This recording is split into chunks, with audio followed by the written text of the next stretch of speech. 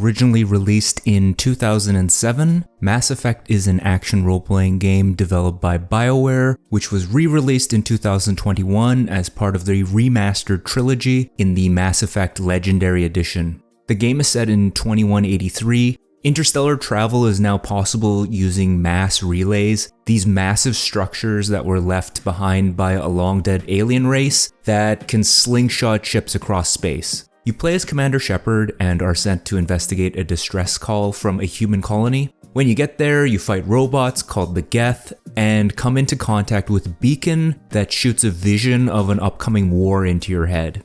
You then head back to the Citadel, which is the space station and headquarters of the Council races, to warn them, and that their agent Saren is working with the invading aliens. The Council doesn't believe you, as Saren is a Spectre, a kind of intergalactic enforcer for the Council that's above the law. And there's animosity between the humans and the Council, as humans believe they should be granted membership. So, as a compromise, you're instated as the first human Spectre and are tasked with investigating the vision. The best part of this story is how rich and interconnected the world is. The races are all really unique and have this deep lore. You have the Turians, who are a space lizard people. You have the Klingon-like Krogan, who are large dinosaur aliens, who are infected with a genetically modified weapon that resulted in only a few of them being able to produce children. There are the Asari, a blue psychic female presenting race that can breed with any race, but will always produce Asari. And culturally, they look down on breeding between the same race because they think it's a waste to not kind of bring in new knowledge or new genetic material into the fold. And there's the Quarians, a nomadic race that always has to wear spacesuits because the environment on their home ship is completely sterile. And so as you play the game, you learn about the races, worlds, and you make choices affecting individuals or the entire galaxy. You first pick a gender and class. I went with Infiltrator, a sniper hacker class. The main gameplay is a third-person shooter. You can switch between 4 weapons and use class-specific skills, which are tech or biotic-based space magic, mostly projectiles and buffs. The shooting is pretty simplistic. I took on most of the missions by standing out in the open, getting shot in the face while taking enemies down with my sniper rifle. I barely used any of my powers. There's a cover system that's activated by pressing into a wall that's really inconsistent, causing you not to be able to get into cover or getting stuck in cover. I've definitely played worse third-person shooters, and while it was never a boring slog, I'd consider the combat serviceable at best. One thing I liked was that all your guns have infinite ammo and are just based on cooldowns. So I'd be able to get off 3 shots with my sniper rifle before it would overheat, and it was good not having to scrounge around for ammo. There's a hacking minigame. I play the Infiltrator class because in RPGs I usually like hacking to find alternate routes, but this isn't a game like that. Nearly all the hacking is just to open chests and doors for loot, and as long as you have someone in your team that has high enough skill, you can just hack anything. The game itself is basically Frogger, and it's not hard and can be completed pretty quickly, but toward the end I was just spending a resource to skip the minigame because it got tedious. You bring along 2 squad members from your ship, and they'll have unique dialogue depending on the mission.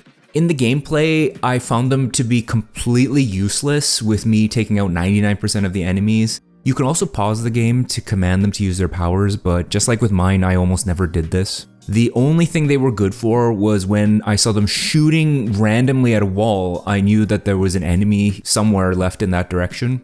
You could also increase your relationship and even romance members of the crew. This unlocks backstory and a specific loyalty mission, but the way you progress this is fucking awful. You have to talk to each crew member individually, but there's no way to know if they have anything new to say. It's based off of some invisible counter, so that every X number of missions, a crew member will have something new to say, and there's no way to tell if you've done enough missions, so you end up going back to the ship after every mission, running around the entire ship, talking to every person, hoping that they won't say, "Nothing to report." I gave up on this halfway through. The other main portion of the game is the talking part.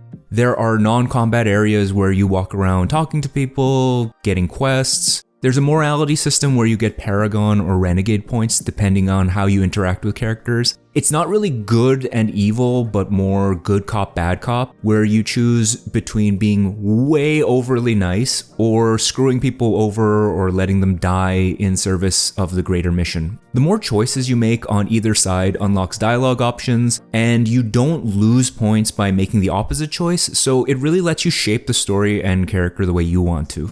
The part that sucks about this, just like running around your ship, is that you walk way too fucking slow. Your ship has 3 floors, and the major cities and space stations are twice the size, so getting anywhere takes forever. And once again, sometimes you won't know if a character on a random corner of the map will have something to tell you, so you spend hours just walking around trying not to miss anything. The absolute worst part of the game is the side missions. You fly around the galaxy, going to different planets, and when you land, the way you get around is by driving your rover, the Mako. The map will show you resources to collect and where missions are, but the Mako drives so fucking slow and the controls are terrible, and you just end up getting stuck upside down or on the crook of a mountain, and it's just so fucking bad. When you get to a side mission, it's just a variation of either the exact same cave or bunker, with the only difference being that the level designer moved around a bunch of boxes, so you just kind of have to find a different path around. There are so many of these, and they all play out exactly the same, and after you finish the mission, you have to walk all the way back to your shitty rover to get back to your ship. It's just fucking terrible. Another super annoying part of this is that when you get a side quest, it goes into your journal, but there's only a description like find the Blizzblaz in the Himham system, so you have to scroll over all the star map to find the right planet. The PC version allows mods, so I'd recommend getting the LE1 community patch, which fixes bugs, and the galactic map trackers, which puts indicators on the map where missions are, and these are just a must-have when playing this game. The side missions are seriously the worst, and I would just suggest looking up a guide on which ones affect the next games so you can just save a bunch of time. The resources you pick up are pointless, and I had no idea what they did, and by the end of the game, I had so much money that it maxed out the counter, so it didn't matter. So despite the janky combat and terrible side quests, this game is still great. The world is so well put together, and it reminds me of why I loved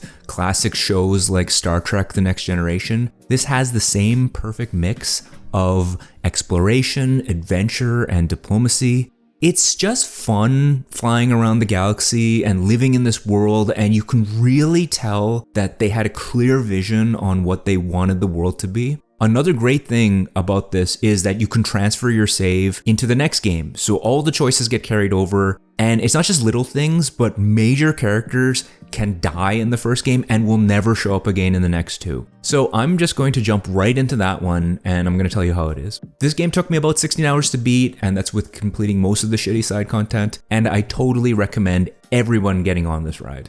I'd have to give Mass Effect a 4 out of 5.